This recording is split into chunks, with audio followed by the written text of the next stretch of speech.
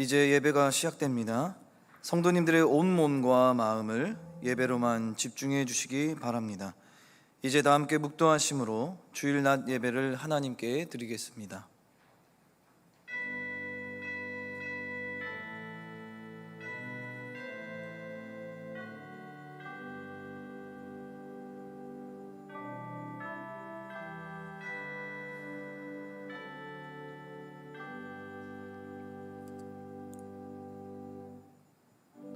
너희도 성령 안에서 하나님이 거하실 처소가 되기 위하여 그리스도 예수 안에서 함께 지어져 가느니라. 아멘. 하늘에 계신 우리 아버지여, 이름이 거룩히 여김을 받으시오며 나라의 마옵시며 뜻이 하늘에서 이룬 것 같이 땅에서도 이루어지이다. 오늘날 우리에게 일용할 양식을 주옵시고 우리가 우리에게 죄 지은 자를 사하여 준 것 같이 우리 죄를 사하여 주옵시고 우리를 시험에 들게 하지 마옵시고 다만 악에서 구하옵소서. 대개 나라와 권세와 영광이 아버지께 영원히 있사옵나이다. 아멘.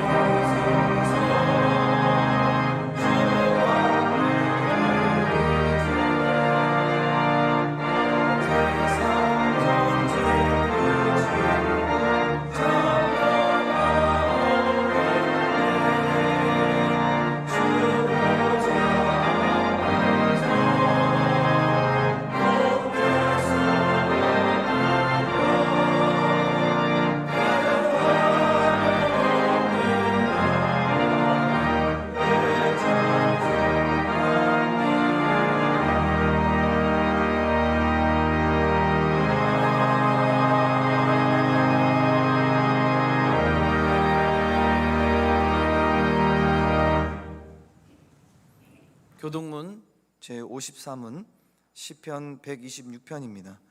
제53문을 함께 교독하겠습니다. 여호와께서 시온의 포로를 들려 보내실 때에 우리는 꿈꾸는 것 같았도다.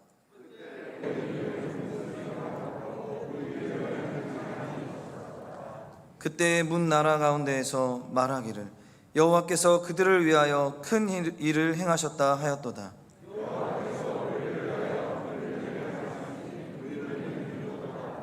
여호와여, 우리의 포로를 남방 시내들같이 돌려 보내소서.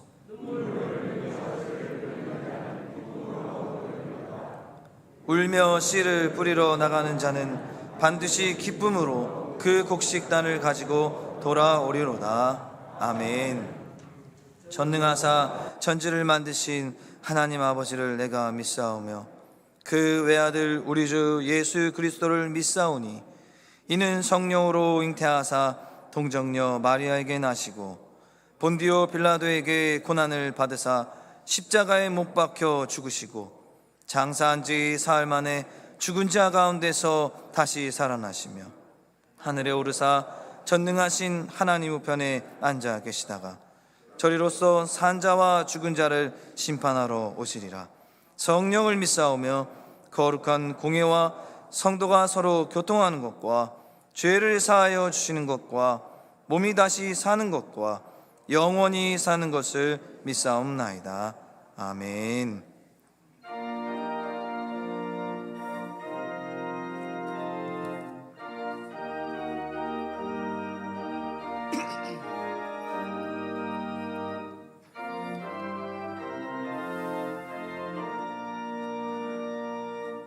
내 맘이 낙심되며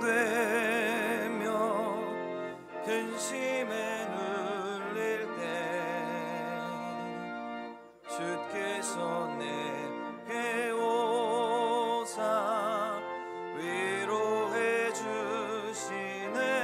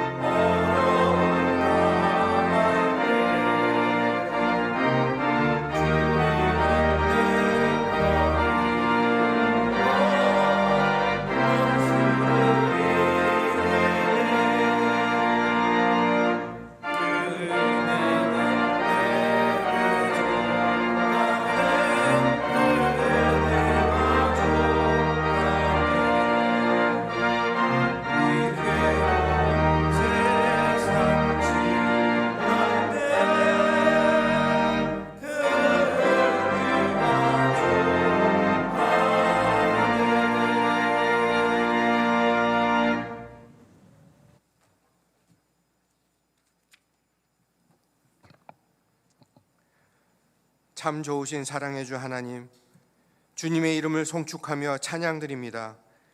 지난 한 주간 동안에도 우리가 어떠한 형편에 처해 있든지 우리에게 이겨낼 힘과 지혜를 주시고 기도할 수 있게 하여 주시는 참 생명 되시는 주님, 주님의 보호하심을 믿고 의지하며 주님을 닮기 원하는 마음으로 주님의 자녀들이 한자리에 모여 신령과 진정으로 예배드리오니 받아주시옵소서. 하나님의 말씀에 우리의 귀를 열어 새 하늘과 새 땅을 향한 믿음의 뿌리가 내리게 하시며 우리의 삶 속에서 주님의 사랑을 체험하며 영원한 생명이신 주님께 소망을 두고 기쁨과 감사함으로 살아가게 하여 주시옵소서. 말씀을 전하여 주시는 최영태 담임 목사님에게 영육간의 강건함을 허락하여 주시고 십자가 표대를 향하여 승동의 양떼들을 양육하고 인도하시는데 부족함이 없도록 능력으로 채워주시옵소서. 전하는 말씀의 권위에 순종하며 아멘으로 화답하게 하시며 우리의 믿음이 더욱 성숙하여져서 우리 모두 힘을 합하여 함께 지어져가는 아름답고 건강한 승동교회가 되게 하여 주시옵소서. 목사님께서 계획한 모든 일들이 하나님의 뜻과 합치되는 길로 갈 수 있도록 인도하여 주시옵소서. 하나님께서 원하는 복음 사역에 힘쓰며 참된 섬김을 감당하여 쓰임받는 주님의 종된 자로서 역할을 감당하게 하시고 모든 교회의 본이 되는 축복 허락하여 주시옵소서. 함께 사역하시는 부목사님들과 강도사님, 전도사님에게도 같은 은혜 허락하여 주시며 맡으신 교육부서가 말씀으로 양육되어 하나님의 말씀 위에 바로 설 수 있도록 역사하여 주시옵소서. 중고등부에서 이제는 주 안에서 빛이라 하는 주제로 미자립교회 초청 여름 수련회를 계획하고 있습니다. 준비하는 모든 과정에 동행하여 주시고 온 교회가 함께 기도로 동참하여 학생들의 영적 성장의 목적을 이룰 수 있도록 역사하여 주시옵소서. 코로나 사태에 이어 우크라이나 전쟁으로 인한 에너지와 식량의 위기가 우리 경제를 어렵게 하고 있습니다. 금리가 오르고 물가가 치솟아 또다시 많은 서민들에게 힘든 경제 위기가 예상되고 있습니다. 이러한 어려움이 오래 지속되지 않도록 또한 양국의 국민들의 희생이 더 이상 발생하지 않도록 하루속히 전쟁을 그치게 하여 주시기 원합니다. 새로운 위정자들에게는 이러한 경제적 위기를 잘 헤쳐나갈 수 있는 지혜를 허락하시고 공정하고 투명한 정책으로 모든 백성이 힘을 합하여 이겨낼 수 있도록 우리 민족에게 힘을 허락하여 주시옵소서. 여러 가지 어려운 여건 속에서도 해외에서 열심히 복음을 전하는 선교사님들의 가정과 사역에 축복하여 주시옵소서. 각국에 뿌려진 복음의 씨앗이 풍성한 결실을 이룰 수 있도록 역사하시고 간섭하여 주시옵소서. 이 예배에 함께하지 못하는 우리 성도들이 어느 곳에 있든지 은혜로 함께하시며 건강의 축복 또한 허락하여 주시옵소서. 하나님을 사랑하는 자 곧 그 뜻대로 부르심을 받은 우리들에게는 모든 것이 합력하여 선을 이룰 것을 믿고 또한 감사드리오니 받은 은혜를 기억하며 우리의 처지가 어떠하든지 인내함으로 주의 뜻을 기다리는 자들 되게 하여 주시옵소서. 이루어 주실 것을 믿고 의지하며 예수님 이름으로 기도드립니다. 아멘.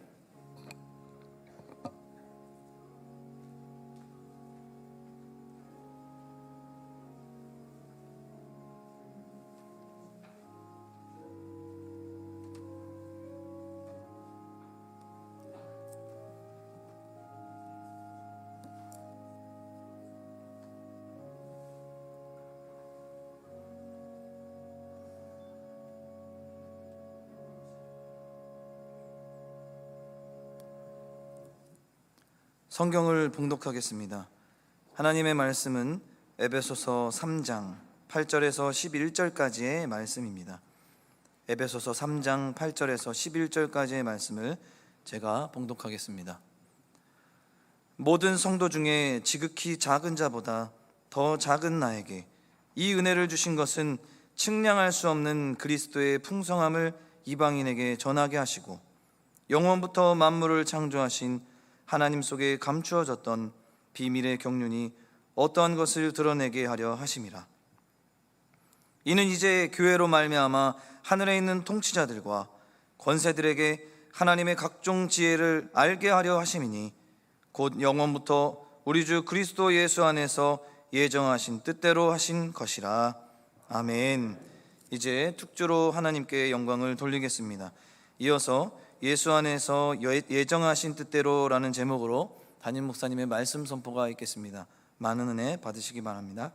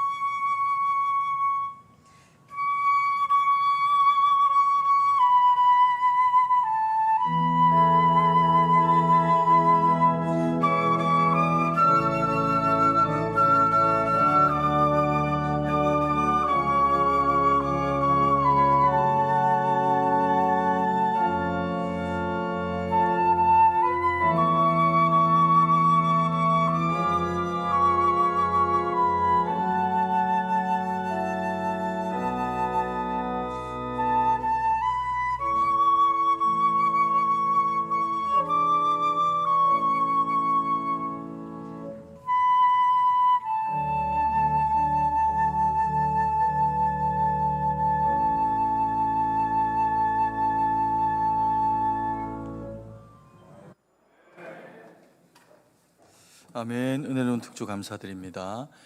저희가 이제 곧 또 성가대가 하나님 앞에 찬양으로 영광을 돌리게 되기 때문에 그동안에 우리 수고롭게 또 우리 특주로 또 이렇게 하나님 영광 돌리는 그런 그 모습들은 또 조금 아쉬울 수도 있을 것 같습니다. 하나님께서 우리 이 모든 찬양 가운데 기쁨으로 받으시고 영광 돌릴 수 있도록 하신 것에 너무 감사드립니다.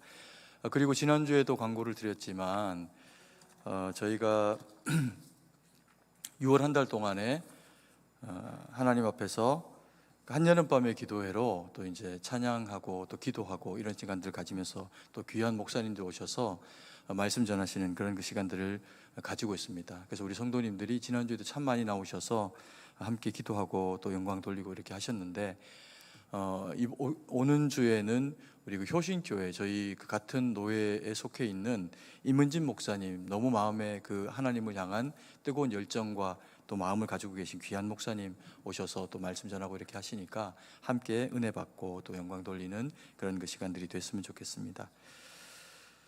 우리가 오늘 말씀을 통해서 바울이 에베소 교인들을 향해서 들려주고 있는 그와 같은 그 메시지를 보게 될 때 바울은 참 행복한 사역자다 이런 생각을 하게 됩니다. 그는 하나님의 비밀들을 참 많이 깨달아 알고 하나님이 그에게 말씀하시고 또 성령의 감화 감동을 통해서 주의 몸된 교회를 어떻게 세워가야 할지 또 하나님의 그 충만한 지혜 가운데 일한 사람이고 또 그것에 대해서 좋은 평가를 얻었기 때문에 참 행복한 그런 그 사역자인 것 같습니다.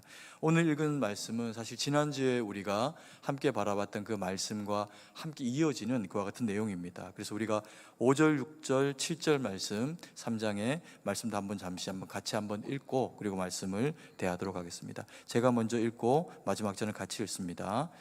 나눠서 읽고 같이 읽습니다. 이제 그의 거룩한 사도들과 선지자들에게 성령으로 나타내신 것 같이 다른 세대에서는 사람의 아들들에게 알리지 아니하셨으니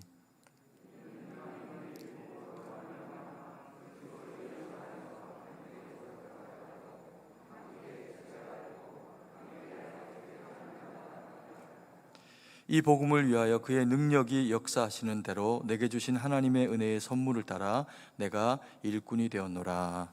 아멘. 우리가 이 본문의 말씀을 지난주에 함께 그렇게 바라보면서 바울이 하나님 앞에 그 일꾼으로 세워지게 된 것이 얼마나 값지고 영광스러운 일이었나라고 하는 것을 우리가 바라본 바가 있습니다. 그리고 또 함께 세워진 이 의미가 무엇인지도 우리가 지난주에 그렇게 바라보면서 혼자 되어지는 것이 아닌 이 복음으로 말미암아 함께 되어지는 이 교회가 가지는 영광스러움과 또 성도의 그 능력됨이 어떤 것인지를 우리가 바라본 그런 그 시간들을 가졌습니다. 그리고 또 오늘 이제 이어가지고 8절, 9절, 10절 그리고 11절 말씀을 통해서 바울이 우리에게 어떤 이야기들을 들려주고 있는지 우리가 그 이야기에 한번 귀를 기울여보는 그런 그 시간을 가지겠습니다. 첫 번째로 우리가 바울의 그 메시지 가운데서 주목해 봐야 될 그런 그 표현들은 쓰임받는 영적인 거장들이 가져야 되는 그 자세가 어떠해야 하는지를 우리에게 잘 설명해 주는 그런 그 측면을 가지고 있습니다. 우리가 지난주에 말씀을 통해서 떠올려 보면 우리가 그 상속자라고 하는 표현을 바울이 중요하게 그렇게 사용하고 있는 것을 보게 됩니다. 상속자라고 하는 개념이 어떤 것입니까? 부모님에게서 물려받을 것이 있어서 그것을 상속받게 되는 대상이 이제 상속자가 되겠죠. 그래서 부모님이 더 영향력이 있고 더 많이 자식들에게 물려줄 것이 있으면 그 자녀는 이 상속자로서의 혜택을 더 많이 누리게 되는 것이 사실입니다. 그래서 이 상속자라고 할 때 이 상속자는 지위도 그리고 또 그 부모가 가지고 있던 어떤 재산이나 물리적인 것들도 함께 누릴 수가 있기 때문에 이 상속자라고 하는 표현에는 여러 가지 면에서 그 받는 자에게 수혜자에게 혜택이 돌아가게 되는 것을 알 수가 있죠. 그래서 이 명예도 마찬가지고 물질도 마찬가지고 부모님이 가지고 있었던 것이 내게로 전수되어질 때 그것이 나에게도 여전히 의미 있는 가치가 된다라고 하면 그것을 마다할 그런 그 대상은 없을 겁니다.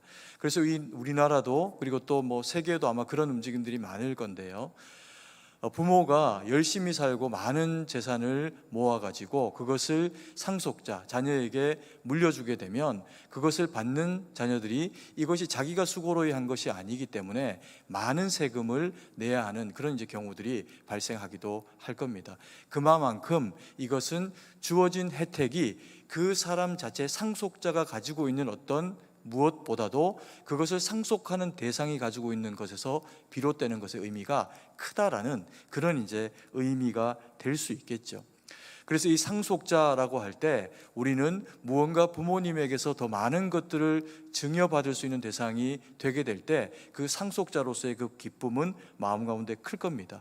근데 성경에 오늘 우리 가운데 이야기하는 너희가 상속자다 이렇게 이야기할 때 이 상속의 개념이 얼마나 귀하고 값진 것이냐면 하나님이 천국의 주인이 되신 하나님이 상속자로 우리를 택하신 것을 인해 가지고 우리가 천국의 하나님께 상속자가 됐다는 겁니다. 그러니까 이것이 얼마나 영광스러운 일이냐는 겁니다. 이 땅에 살아가는 동안에는 우리는 누군가가 또 다른 누군가보다 조금 더 가난할 수도 있고 약할 수도 있고 병이 들 수도 있고 여러 가지 그런 그 모습들을 가질 수가 있지만 우리가 하나님 앞에 상속자로 서서 주님이 우리를 구속하셨다라고 하는 의미로 우리가 주의 상속자가 될 때 그 영혼의 무게가 전혀 차등화되지 않고 오로지 누구라도 똑같은 하나님의 그 사랑을 통해서 상속자가 된다는 겁니다. 그래서 우리가 이 하나님의 상속자가 되었다라고 하는 것이 가지고 있는 이 영광스러움이 얼마나 큰지를 바울이 설명해 주고 있는 거죠. 그런데 바울이 너희가 상속자다라고 그렇게 이야기를 하는 것에서 비롯되는 오해가 있을까 봐 또 하나의 중요한 단어를 써가지고 너희를 부르신 하나님의 목적은 상속자임과 동시에 상속자가 높은 그런 그 가치, 자긍심을 가지게 되는 거라면 일꾼이라고 하는 부름받은 목적이 있는 대상이다. 너희는 그저 상속자로만 아니라 부름받은 목적이 일꾼됨에도 있어서 하나님이 이것을 너희에게 위임하시고 명령하시기 위해 가지고 이 일꾼으로 부르셨다라고 하는 것을 에베소 교인들 가운데 우리 가운데 깨닫도록 그렇게 요청하고 있는 것을 보게 됩니다. 그러면 이 상속자가 가지는 자긍심 반면에 이 일꾼이라고 하는 이런 특정한 명칭으로 우리가 부름받아지게 될 때 가지게 되는 유익은 무엇일까요? 일꾼은 사명을 가지고 있습니다. 목적을 가지고 있습니다. 그 부르심에 합하게 움직여져야 되는데 내 뜻과 생각대로 움직이는 대상이 아니고 부르신 이 하나님의 그 말씀과 뜻과 주신 사명에 맞춰 가지고 자신의 행동과 말과 결정들을 해나가는 대상이 이 일꾼들이 가지고 있는 특성이라는 겁니다. 그래서 상속자일 때 자긍심이 있었다면 일꾼일 때 겸손하라는 겁니다. 우리가 아무리 일꾼 되어도 우리가 그리스도인이 될 수는 있어도 그리스도가 될 수는 없다는 겁니다. 그래서 이런 바울이 두 가지의 이야기를 하면서 우리로 하여금 겸손하게 쓰임받는 일꾼이 되라라고 하는 내용을 우리가 지난주에 한번 돌아본 시간이 있습니다. 그런데 우리가 지난주에 봤던 내용, 중요한 내용 가운데 또 하나 잊지 말아야 될 내용이 뭐냐면 상속자가 되고 일꾼으로 부름받으면 하나님이 우리를 사용하십니다. 그런데 바울이 행복한 사역자인 이유는 부름받고 난 이후에 그가 생명이 다할 때까지 하나님이 부르신 이 부르심과 그리고 이 상속됨의 자격이 버려지거나 아니면 폐해지지가 않습니다. 여전히 혹은 더 하나님 앞에 귀하게 쓰임받는 모습 가운데로 나아가게 되는 것이 바울의 모습이라는 겁니다. 우리가 성경 가운데 하나님이 부르시고 난 이후에는 하나님의 일꾼들로 세워서 일하게 되는 많은 사람들을 보게 됩니다. 근데 우리가 지난주에 예를 들어서 보았던 것처럼 불러서 하나님이 귀하게 쓰시고 그리고는 버릴 수밖에 없는 상태에 이른 대상이 있다라고 우리가 지난주에 돌아봤습니다. 그가 누구였습니까? 바로 이 사울 왕이라고 하는 대상이었습니다. 그가 하나님 편에 부름받을 때는 겸손한 자로 세움받게 됩니다. 그런데 그가 이스라엘의 역사 가운데서 왕으로 백성들을 섬기고 그들 위해 군림하게 되는 시간들을 가지게 되면서 하나님이 명령하시는 것을 무시하고 제사도 함부로 드릴 뿐만 아니라 적과의 교전이 있을 때도 하나님이 이리 하라 저리 하라 말씀하시면 그것을 묵살하고 자기 마음에 좋은 대로 행하였다가 하나님 앞에 그 왕권이 영원하지 못하게 되어져 버리는 처우를 받게 된 대상이 이 사울 왕이라고 하는 대상입니다. 그래서 우리가 그를 보면 참 안타깝다라고 하는 생각을 하게 되죠. 그래서 우리는 쓰임받고 버림받는 지경으로 나아가면 절대로 안 됩니다. 그리고 하나님의 계획은 그럴 계획이 없으십니다. 한 번 구원하신 이 구원의 완전한 그리스도의 보혈의 십자가의 능력으로 되어진 이 구원이 하나님 앞에 설 때까지 이미 되어진 완성을 통해서 더 거룩한 모습으로 우리가 성화로 나아가기를 원하시는 것이 하나님의 계획과 뜻 가운데 있는 주님의 그런 그 약속이라는 겁니다. 그래서 우리가 이 사울과 같은 길로 가지 않기 위해 가지고 사무엘이 사울에게 해준 이야기가 있습니다. 자꾸 사울이 엉뚱한 길로 가고 하나님과 척지면서 어리석은 길로 가는 그런 그 모습을 보이게 되니까 하나님께서 이 사무엘에게 나타나시면서 내가 그를 버렸다라고 그렇게 이야기하십니다. 그러니까 사무엘이 자기가 기름 부어서 이스라엘의 왕으로 세운 그런 그 첫 번째 왕이니까 특별한 마음을 가지고 있었을 겁니다. 그래서 그가 그렇게 폐위되어지지 않기를 하나님 앞에 구하면서 이제 불쌍히 여겨달라고 그렇게 이제 간구하는데 하나님께서 그 요청을 듣지를 않으십니다. 네가 언제까지 사울 때문에 이렇게 슬퍼하겠느냐라고 이야기를 하시면서 내가 다른 일을 세웠다라고 하면서 사무엘의 그 마음을 돌이키도록 만드시는 하나님을 보게 됩니다. 그러면서 이 사무엘이 나와 봤더니 사울을 만났더니 이 사울이 정말 하나님의 말씀에 정확하게 거역하며 행동하고 있는 겁니다. 그래서 그를 권면합니다. 그 권면한 내용이 뭐냐 하면 15장 17절 말씀인데 제가 읽어드리겠습니다.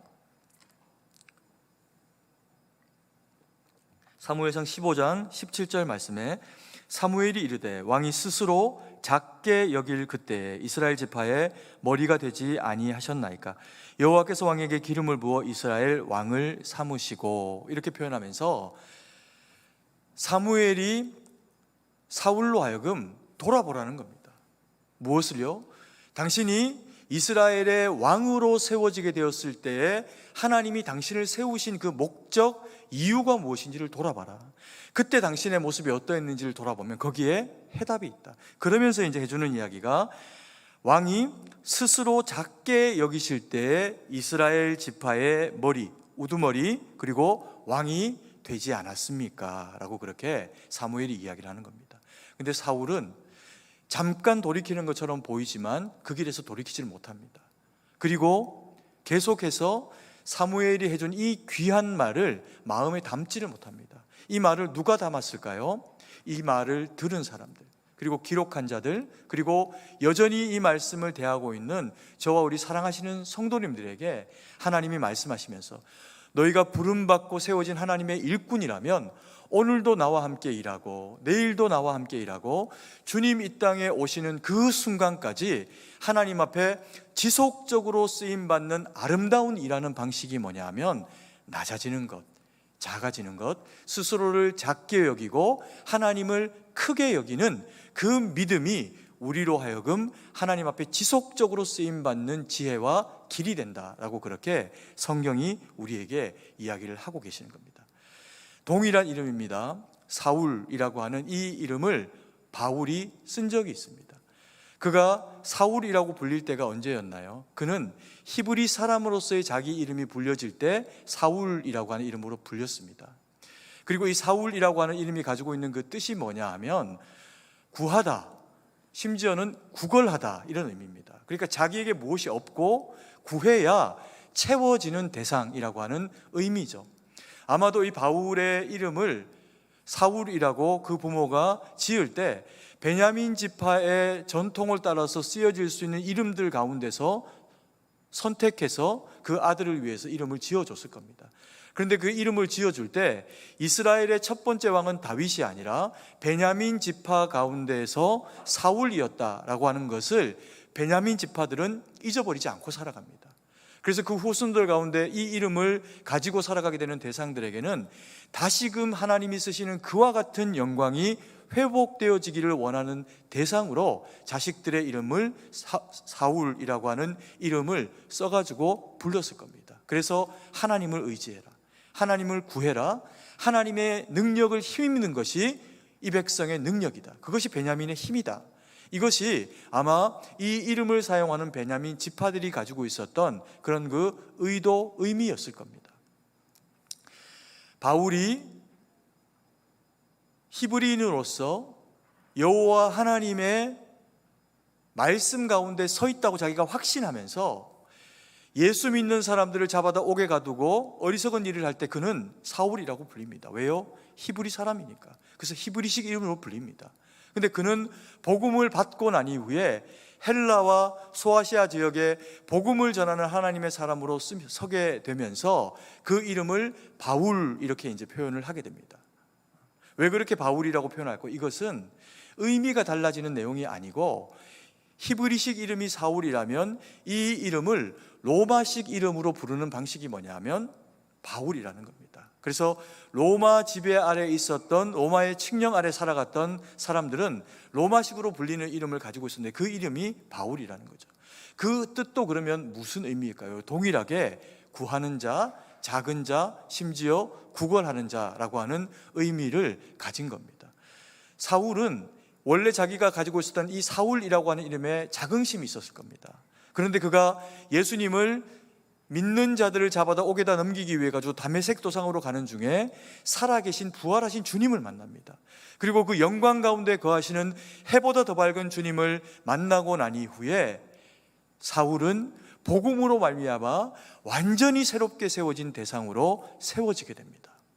그러면서 그는 복음으로 이방 가운데 복음을 전하는 사람으로 세워지게 될 때 히브리식 이름보다 로마식 이름을 통해서 나아가서 복음을 전하는 게 복음을 전할 때 훨씬 더 유익한 측면들을 많이 가질 수 있기 때문에 바울은 자기 이름을 그때부터 바울이라고 하는 이름으로 로마식 이름으로 불려지는 것으로 자기를 허용하는 그런 모습을 보여주게 됩니다.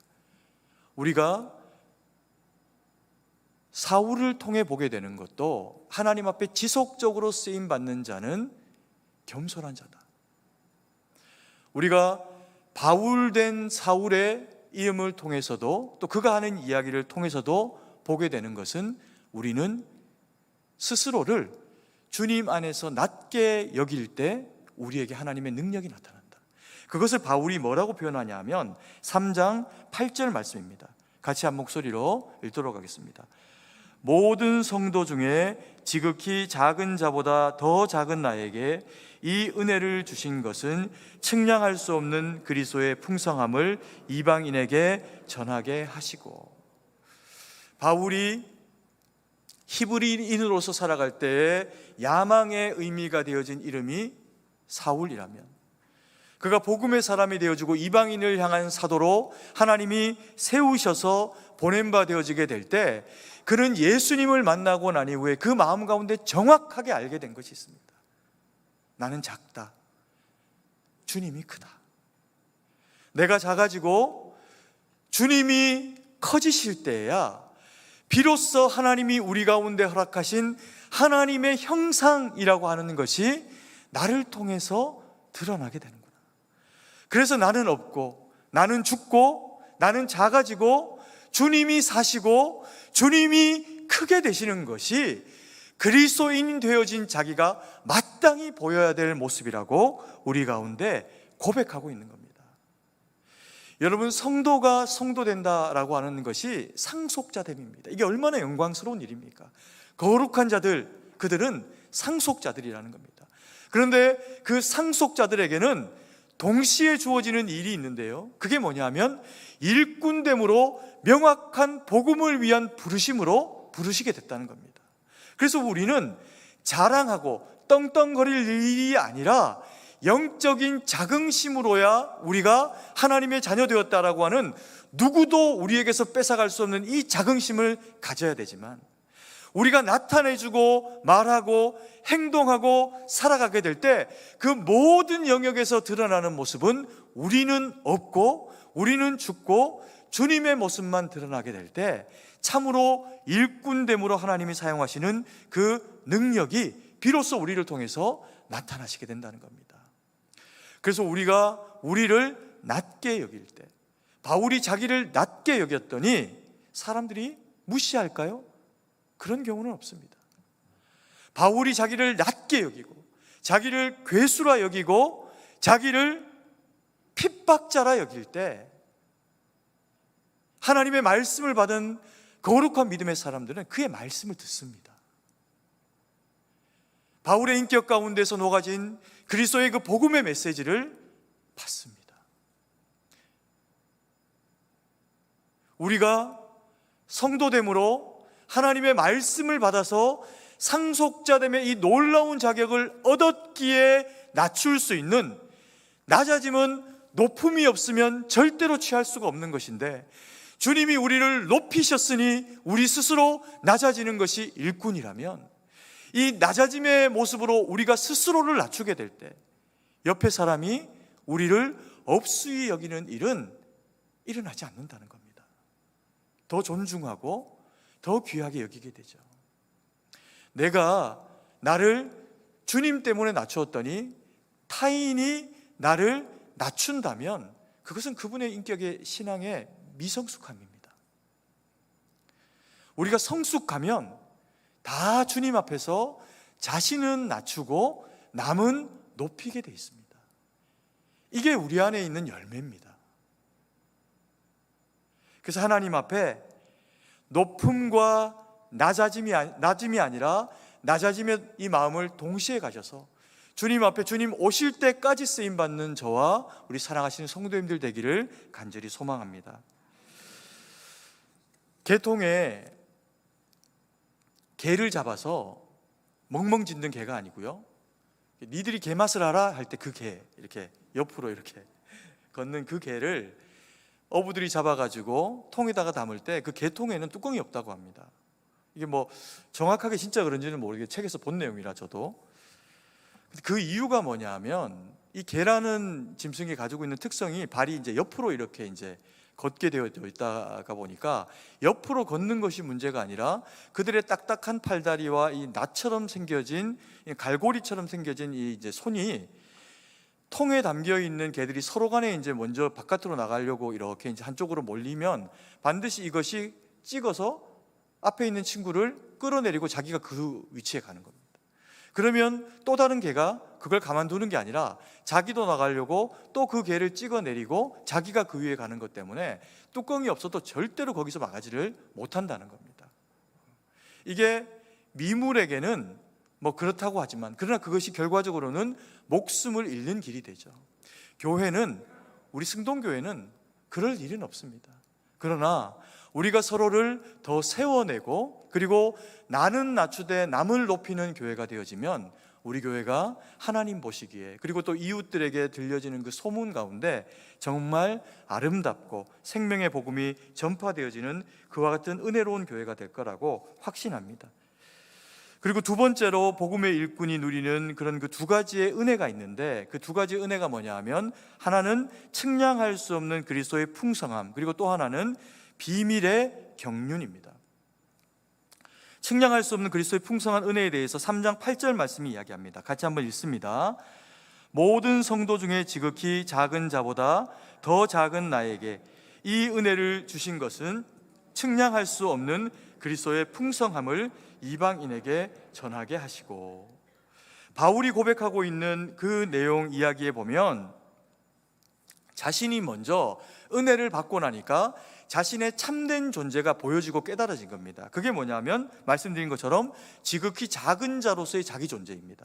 그죠? 이게 발견되고 나니까 자기를 찾아오셔서 다메섹 도상에서 자신을 만나면서 그 인생을 복음으로 완전히 바꾸어 놓으신 하나님의 이 은혜가 얼마나 크고 값진 것인지를 알게 됩니다. 그러니까 그 은혜가 얼마만큼이라고 이야기를 하는 거예요.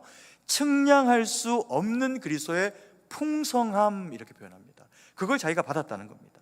그게 믿음을 갖게 된 성도들에게는 바울에게만 아니라 그 인생 전반에서 그보다 큰 은혜가 없는 것으로 느껴지게 하시면서 찾아오시는 은혜가 우리가 경험하는 은혜이기도 합니다. 그리고 바울이 또 하나 이야기하는 게 뭘까요? 풍성한 은혜인데 3장 9절 말씀입니다. 한 목소리 같이 읽습니다. 영원부터 만물을 창조하신 하나님 속에 감추어졌던 비밀의 경륜이 어떠한 것을 드러내게 하려 하심이라. 비밀의 경륜이 무엇입니까? 이 경륜은 말씀드렸죠, 경영이라고 이야기했습니다. 하나님이 우리와 하나님의 교회를 섬기고 세워나가기 위해 가지고 개입하시는 하나님의 일하심이 경륜입니다. 계획하시고 일하시는 거죠. 그런데 이 계획하신, 우리를 예정하신 하나님의 이 예정의 경륜이 그리스도의 보혈의 십자가로 말미암아 되어진 것이 뭐냐 하면 비밀의 경륜이라는 겁니다. 이게 왜 비밀일까요? 비밀이 아닙니다. 예수님이 십자가에 죽으셨는데 우리 때문에 죽으셨다는 것을 모르는 이는 없습니다. 왜요? 이것은 성경이 지속적으로 이야기를 하고 있기 때문에 그렇습니다. 그런데 이게 왜 비밀이냐면, 이것을 아무리 이야기를 하지만 귀가 열려져서 영혼의 귀를 통해 들을 수 있는 귀를 가진 사람은, 내가 그래서 복음으로 말미암아 그리스도의 거룩한 상속자여 자녀요 일꾼이 되었구나 라고 하는 것을 알지만, 이 택함 받지 못한 백성들은 이게 들리질 않는다는 겁니다. 아무리 말해줘도 깨달아지지 않고, 혹은 나중에는 깨닫는다고 하더라도 깨닫지 못하는 그 미련의 시기를 보내는 동안에는 비밀처럼 아무리 이야기를 해줘도 깨달을 수 없기 때문에 우리에게가 아니라 그들에게 어떻다는 겁니까? 비밀이라는 겁니다. 우리에게는 이게 비밀이 아니고 너희를 향한 사랑의 구원의 메시지라는 거죠. 그래서 이것이 비밀의 은혜, 비밀의 경륜이라고 그렇게 표현하고 있습니다. 제가 이 말씀을 준비하면서 내내 제 마음 가운데 한 주 동안에 떠오르는 찬양이 있었습니다. 찬송가 442장인데요. 저 장미꽃 위에 있음 아직 맺혀 있을 그때에 귀에 은은히 소리 들리니 그 음성 분명하다.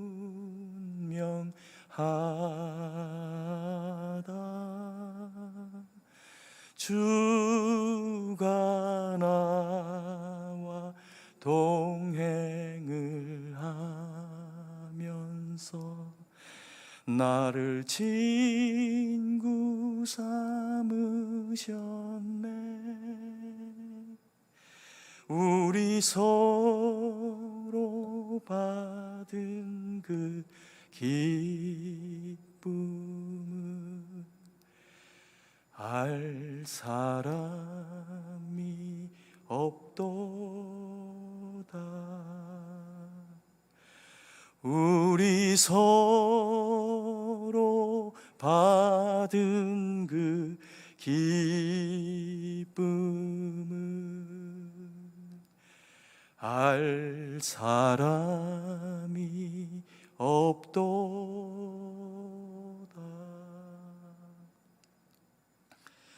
우리 서로 받은 그 사랑을 알 사람이 없도다.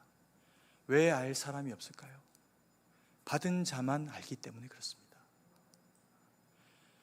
하나님의 죄인 되어서 사망 가운데 가는 우리를 창세전부터 사랑하셨기 때문에 결정하신 그 사랑을 번복하실 수 없어서 그 외아들 보내서 우리를 사랑하시고 우리를 구원하시고 먼데 이방인으로 거하여 살아가던 우리에게 복음의 사도들을 보내시고, 그들만 보내시는 것이 아니라 성령 하나님 함께 오셔서 맛보아 알게 하시는 은혜로 우리를 채우셨기 때문에 우리가 복음으로 말미암아 거듭나고 그 은혜를 비로소 알게 됐다는 겁니다. 그런데요, 그래서 바울이 놀라운 세 번째 이야기를 합니다. 뭐라고 이야기하는 줄 아십니까? 세 번째로 교회가 그래서 중요하다, 이렇게 이야기하는 겁니다. 10절의 말씀입니다. 같이 한번 읽겠습니다. 이는 이제 교회로 말미암아 하늘에 있는 통치자들과 권세들에게 하나님의 각종 지혜를 알게 하려 하심이니. 교회로 말미암아 하늘에 있는 통치자들과 권세들에게 하나님의 각종 지혜를 알게 하려 하심이니, 이렇게 이야기합니다. 이게 무슨 의미일까요? 우리가 이 10절 말씀을 쉽게 받아들이기가 어려운 것은 하늘에 있는 통치자들과 권세들에게라고 하는 이 표현되어 있는 대상이 누구인가에 대한 명확한 해석하기가 어렵기 때문입니다. 저도 이 말씀 준비하면서 많은 학자들의 이제 그런 그 기록들을 찾아보고, 그리고 또 주석들도 보고 이렇게 하면서 이게 이제 하늘에 있는 통치자들과 권세자들이 누구에 대한 이야기를 하는 걸까라고 하는 것을 이렇게 좀 찾아봤는데, 많은 학자들이 에베소서를 열심히 설명하면서 에베소서 3장 9절까지 오다가 10절에 오면 하늘에 있는 통치자들과 권세자들에 대한 이야기를 하지 않습니다. 그냥 지나갑니다. 왜요? 자칫 이것을 이야기했다가 신학적으로 어려운 시대에 이것으로 책이 잡히게 되면 이야기 한만 못하게 되는 상황들이 벌어질 수 있으니까 이게 누구인지에 대해서, 무엇인지에 대해서 바울이 뭐라고 설명하고 있는지에 대해서 해석하지를 않습니다. 그리고 이제 많은 경우에 그렇게 해석을 하지 않는다면 그보다 조금 이제 적은 이제 학자들 가운데서 이걸 해석하는데 명확하게 해석하지 않습니다. 그 해석을 두 부류로 나눠 가지고 대체로 하는 해석이 한 가지가 뭐냐면, 이런 그 하늘에 있는 통치자들과에서 이 하늘에 대한 부분, 이 에폴라니오스라고 하는 이 단어, 헬라어 단어를 에어라고 해석을 하는 겁니다. 그래서 이제 공중 권세, 세상 권세, 마귀의 권세, 이걸 이제 표현하는 방식으로 그렇게 이제 해석을 하는 경향이 하나 있습니다. 그리고 이제 또 하나의 이제 해석하는 그런 그 내용들은 뭐냐면, 하늘에 있는 통치자들과 권세들이 하나님이 우리를 위해서 돕는 자로 세우신 천사, 천사장, 이런 영적인 대상들이라는 겁니다. 그러다 보니까 이걸 이제 명확하게 어떤 것으로 바울도 정확하게 이야기를 해주지 않기 때문에 이걸 이제 해석을 명확하게 하기는 쉽지가 않은 거죠. 그런데 아까 말씀드렸듯이 더 많은 학자들이 이 부분에 대해서, 이 대상들에 대해서 설명하지 않는 것이 비겁한 설명의 방식만은 아닙니다. 왜냐하면 10절이 이야기하고 싶은 내용의 핵심은 하늘에 있는 통치자들과 권세자들에 대한 이야기가 아닙니다. 무엇에 대한 이야기일까요? 교회에 대한 이야기입니다. 하나님이 구속하시고 택하신 백성들의 연합이 이루어진 이 교회가 땅 가운데서 세워지게 될 때, 하늘에 있는 그 무한 교회가 이 땅 가운데서 형식으로 갖추어진 교회로 세워지게 될 때, 심지어 하늘에 있는 통치자들과 권세자들에게도 그들이 우선이 아니라는 겁니다. 하나님의 모든 계획과 하나님의 그 모든 경륜이 가지고 있는 그 놀라운 뜻은 교회를 위해서 선포된 것이고 교회를 위해서 계획되어지신 것이기 때문에 그들에게 먼저 알려줄 일이 아니라 그들도 우리를 돕다가 깨닫게 되는 지경 가운데로 나아가게 된다는 겁니다. 그러면 누가 우선일까요? 우리가 우선이라는 거죠. 우리가 하나님의 자녀된 그리스도인들이 모여서 형성되어진 교회가 하나님의 모든 관심의 집중의 처음이라는 겁니다.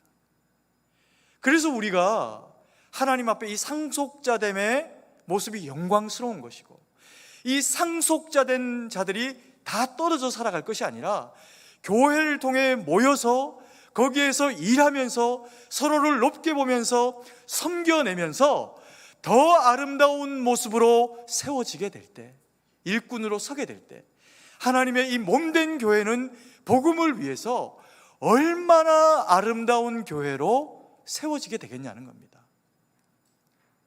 그래서 주님이 이는 이제 교회로 말미암아라고 하는 표현을 하시면서 지혜를 알게 하려 하심이니 라는 표현으로 그와 같이 말씀을 하고 계시다는 겁니다. 우리가 그렇게 존귀한 자라는 겁니다. 11절 말씀이 이렇게 이야기합니다. 같이 한 목소리를 읽겠습니다. 곧 영원부터 우리 주 그리스도 예수 안에서 예정하신 뜻대로 하신 것이라. 이 비밀의 경륜, 이것이 예정하신 뜻대로 이루어졌는데, 이 비밀이 예정하신 뜻대로 오로지 되어질 수밖에 없었던 이유는 주님이 우리를 택하고 예정하신 이유가 사랑이기 때문이라는 겁니다. 바울은 이것을 안 거예요. 이것을 경험한 겁니다. 그래서 이방을 향해 나아가도, 자기 민족의 구원만 아니라 하나님의 이 크고 원대한 계획을 알았더니 복음을 전하는 전도자로 쓰임받으면서 행복하게 이 일들을 나타내고 전하는 일로 쓰임되게 됩니다.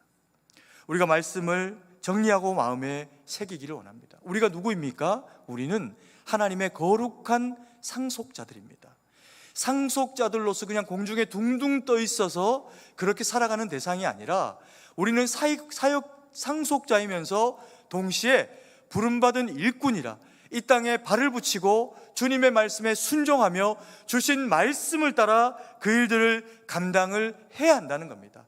근데 그 일들을 감당을 하게 되면 우리 가운데 나타나는 게 있다는 거죠. 그게 뭐냐 하면 측량할 수 없는 하나님의 풍부한 은혜가 하나님의 비밀의 경륜을 위해 일하는 우리에게 쏟아져 내리신다는 겁니다. 우리가 이 시대에 하나님의 은혜를 왜 경험하지 못할까요? 하나님 앞에 은혜를 구하고 은혜를 받고 그리고는 이것이 오로지 상속자된 우리에게만 주어진 것인 줄 알고 우리에게서만 묻어두고 소진해버리는 일을 우리가 자행하고 살아가게 될 때 하나님이 지속적으로 은혜를 주셔야 될 이유가 사라져버릴 수 있습니다. 그래서 바울은 정확하게 이야기합니다. 너희가 상속자지만 일꾼이다. 은혜는 일꾼이 일꾼됨으로 복음이 복음되게 하기 위해서 주시는 하나님의 능력의 역사하심이 은혜다. 그래서 너희가 하나님의 부름받은 일꾼이라면 주님 앞에 구해라. 작은 자가 되라. 너희는 작아지고 하나님의 능력으로 그 일들을 감당해내라. 그러면 속한 교회가 주님 앞에 영광을 받을 것이요, 속한 교회가 모여서 하나님의 은혜 받는 처소가 되어질 것이다. 교회여 영광 가운데 거하라. 이것을 오늘 저와 우리 사랑하시는 성도님들 가운데 주님이 들려주시고 계시는 내용인 겁니다. 아멘이십니까? 저희가 이 말씀을 마음에 새기면서 반드시 꼭 하나 돌아봐야 될 일이 있습니다. 사실 우리 성도님들은 그렇게 살아오셨습니다. 지금 이 자리에 예배드리는 하나님의 말씀을 뜨겁게 경험한 세대들은 받은 은혜를 알기에 자기를 작다 고백하며 복음을 전하여 오는 이와 같은 삶을 은혜를 받고 살아왔습니다. 근데 문제는 우리 자녀들 세대가 지금 여기서 자꾸만 멀어져 가고 있다는 겁니다. 은혜를 받아야 알죠, 이걸. 은혜를 받아야 이 복잡한 구조의 말씀이 이해가 되죠. 은혜를 받지 못하면 머리가 좋다고 절대로 깨달을 수 없는 것이 하나님의 말씀입니다. 우리 자녀 세대들이 하나님의 말씀과 뜻 가운데 바로 세워지기 위해 가지고 저희 모든 성도님들이 기도해 주시면서 저희가 준비하고 있는 일이 있습니다. 8월 첫째 주에 3일부터인가 그 화, 수, 목, 금 그 시간들을 우리 승동교회 자녀들과 또 작은 교회, 미자리 교회의 자녀들을 함께 저희가 불러 모아 가지고 목표하기는 한 100명 정도 선에서, 그래서 이제 수련회를 함께 그렇게 이제 예배로 그렇게 드려드리려고 하는 그런 저희가 준비를 하고 있습니다. 그런데 이게 말처럼 쉽지 않습니다. 우리 아이들도 마찬가지고 외부 아이들도 마찬가지인 것이, 우리 사랑하신 성도님들이 은혜 받고 살아왔을 때는요, 사실 이번에 우리 교회가 그렇게 하기로 한 것처럼 보통 대부분의 수련회는 애들 방학에 중간에 한 주 딱 빼가지고 화, 수, 목, 금이었습니다. 3박 4일. 그래서 그렇게 하는 겁니다. 지금 어떻게 하는 줄 아십니까? 좀 많이 하면 금, 토, 일입니다. 금, 토, 주일. 주일 원래 예배 드리는데 토요일 끼워가지고 학원 안 가니까 학원 다 보내고 금요일날 저녁부터, 아니면 토요일, 주일, 이렇게 1박 2일로 진행하는 것이 부득이 지금 우리가 아이들을 영적으로 수련에 집중시켜주는 방법입니다. 그런데 따지고 보면요, 이거는 하루밖에 안 됩니다. 토요일 하루밖에. 이래서 어떻게 은혜를 경험하고 어떻게 자기를 드리는 인생을 경험합니까? 부모님도 내 자녀의 일정 부분 학습에 대해서 포기하고 하나님이 내 자녀의 이 미래를 그렇게 붙잡아 주시겠지. 아이들도 하나님 앞에 자신을 드리는 것이 더 주님 앞에 의미 있고 복된 길이지. 청년들도 그들을 섬기고 돕는 것이 하나님의 기뻐하시는 일로, 내가 나를 하나님 앞에 드리면 주님이 나를 그 이상으로 쓰시겠지. 그 믿음 가지고 이 일들 감당하기 위해 가지고 저희가 8월 첫째 주 그 황금 기간을 가운데 도막 끊어서 아이들 하나님 앞에 올려드리는 겁니다. 그러다 보니까 우리가 다 먹여주겠다고 하는데도 안 보냅니다. 그래서 기도해 주셔야 됩니다.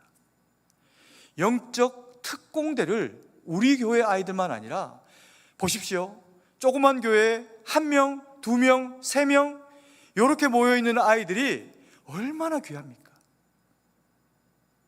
놀 것 천지인 세상에, 심지어는 개척교회 아버지가 목사님이고 아이들 한둘밖에 없는 겁니다.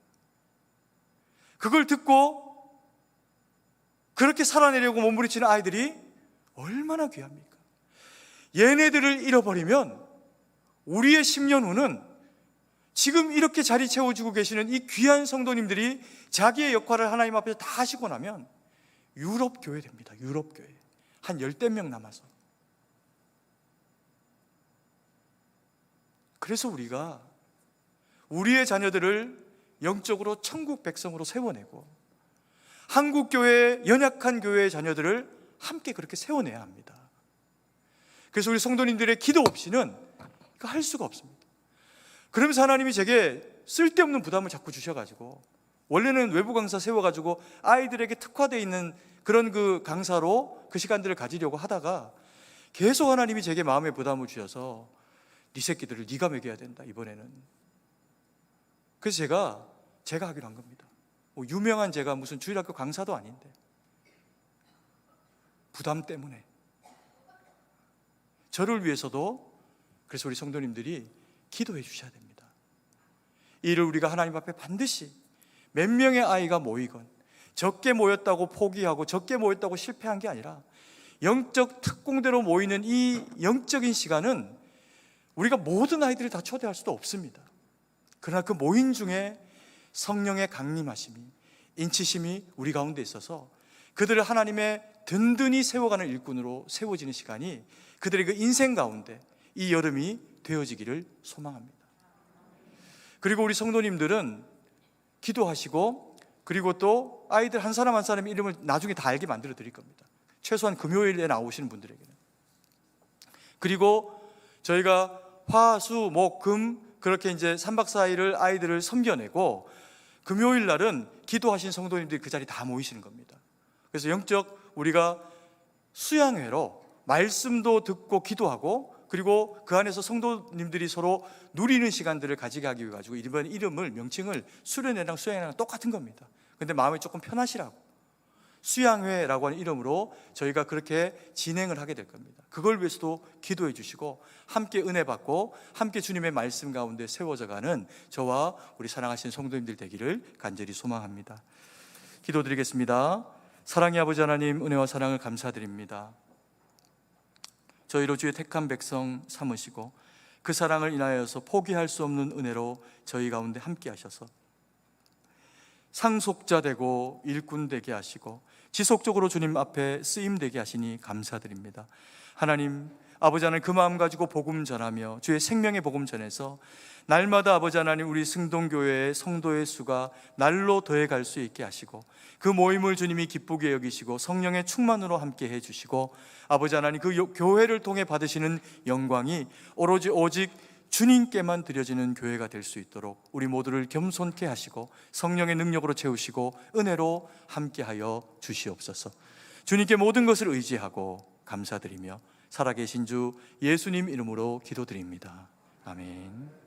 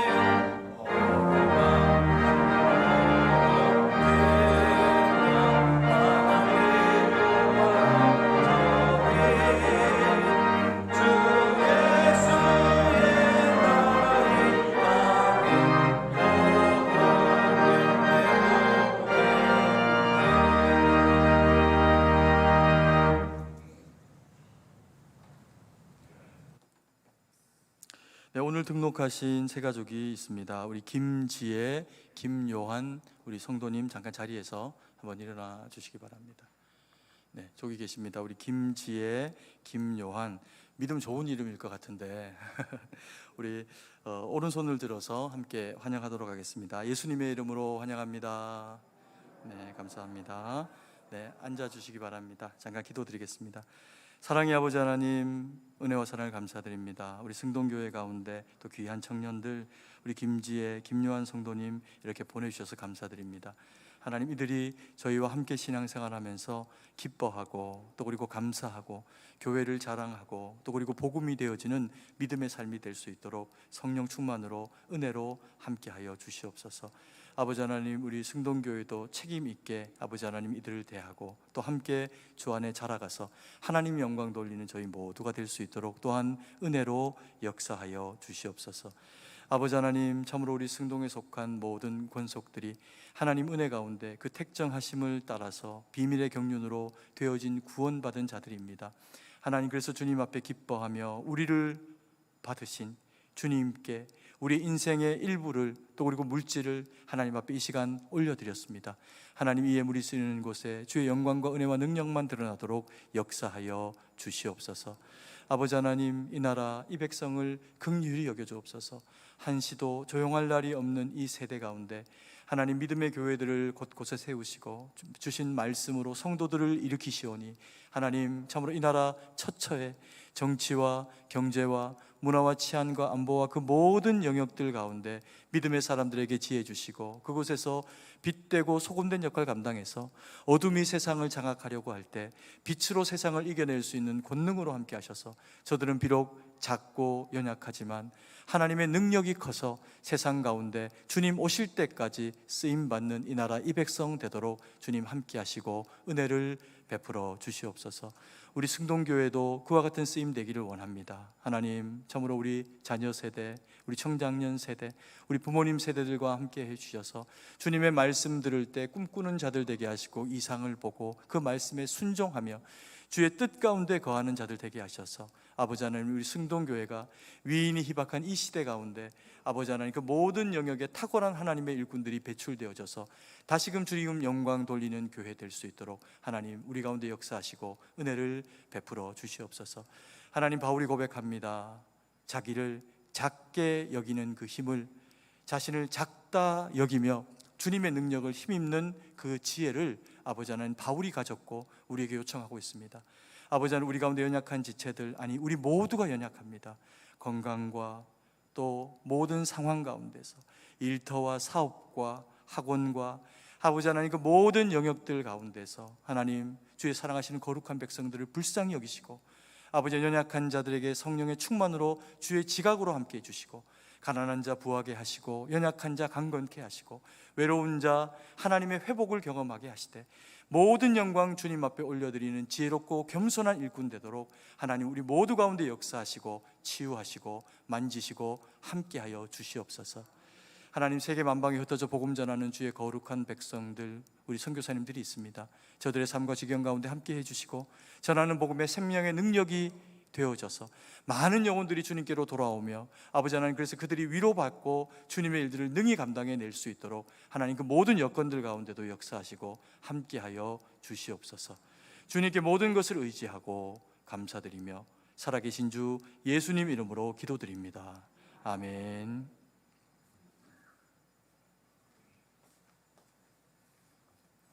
교회 소식을 알려드립니다. 오늘 우리 교회에 처음으로 오신 분들을 예수님의 이름으로 환영합니다. 본당 1층 새가족부실로 오셔서 환영과 안내를 받으시기 바랍니다.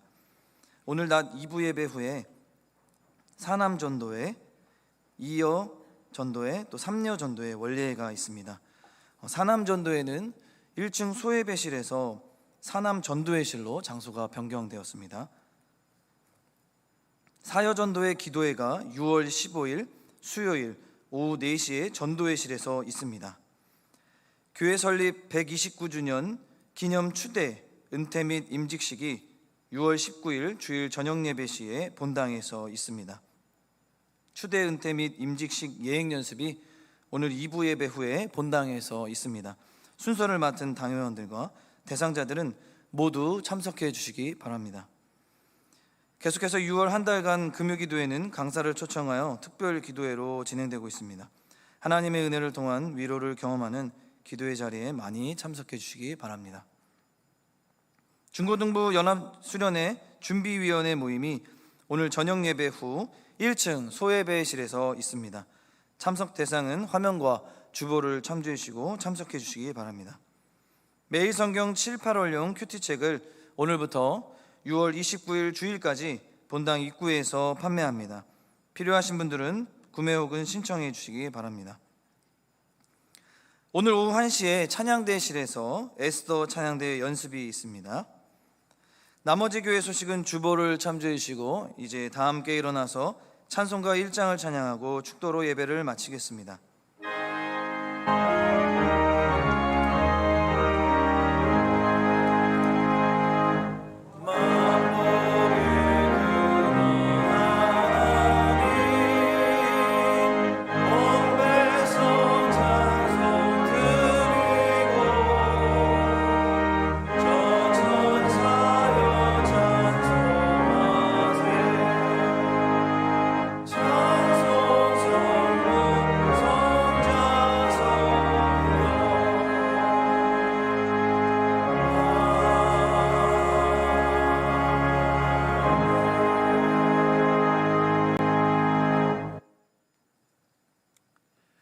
이제는 우리 구주 예수 그리스도의 구속하심과 성부 하나님의 극진하신 사랑하심과 성령의 위로교통 충만하심의 은혜의 역사가 그리스도 예수의 보혈의 공로로 말미암아 되어진 이 그리스도인의 상속자됨이 또한 동시에 주의 부르심의 일꾼됨으로 오직 하나님 영광 돌리는 일에 쓰임되기 위해 부르심인 줄 믿고 의지하며 고백하는 주의 거룩한 백성들 머리 위에 이제로부터 영원토록 함께 계실지어다. 아멘.